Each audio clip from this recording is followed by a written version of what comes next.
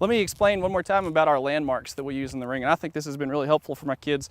What I'll do is I'll tell them, and this again is for a more advanced kid, somebody's throwing a little bit, Tanner's rotational. Okay, you can do something similar to this with a shot, but this is more for the rotation.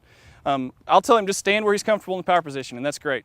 And what I'm gonna do is I'm just gonna come over here and I'm gonna outline his feet. And there's our target, okay? Now, if he'll step back, go ahead and step over here. What we're going to try to do now is we're going to create a backward 7, and we had this on the floor in the weight room, we had it painted. We're just going to draw it out here with some chalk to give you guys an explanation. If I look at where his toes were and I try to connect the dots, he's a little bit more closed maybe than we'd like, but that's all right.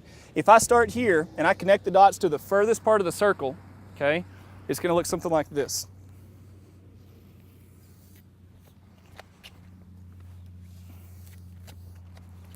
We'll get him all the way to the back. Now, the reason it's a backward 7 is because we'll stand him right up here again. Go ahead and stand here, left toe on the line. This is his starting position. And again, I'm going to outline, that's where his feet are. This is where he wants them to be. Go ahead and step off. There's the top of the 7. So now we've created a backward 7, and especially with your younger kids or kids that need a visual, that's going to give them something to kind of, and you don't want them to look at the ground, but that gives them something to kind of reinforce what you're telling them. Okay, let's go ahead and just get a couple of shadows without a shot, and then we'll throw one.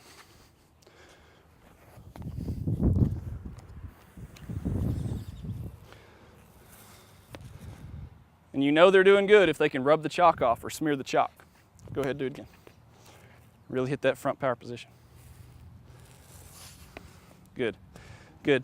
One of the biggest, while I'm thinking of it, one last thing before we go ahead and give you a full throw. The main thing that we changed with Tanner this year to really help him get him over the hump, we talked about the timing of when to get off the left, and we haven't mentioned that yet, so let me mention it right now. So as he goes ahead and set up for a full, he needs to be mentally thinking as soon as his body comes around and starts to see the right sector line, and this foot is up in the air, go ahead and hang it up in the air. He needs to think, get off the left now. So kick and get off, and try to snap that foot around quickly so that he can get it on the floor faster. The faster he can go from single support to double support and get into double support, the faster he can do that, the faster the shot can come out of his hand.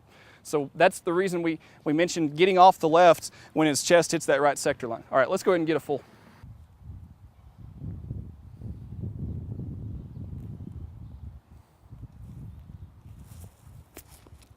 That's better.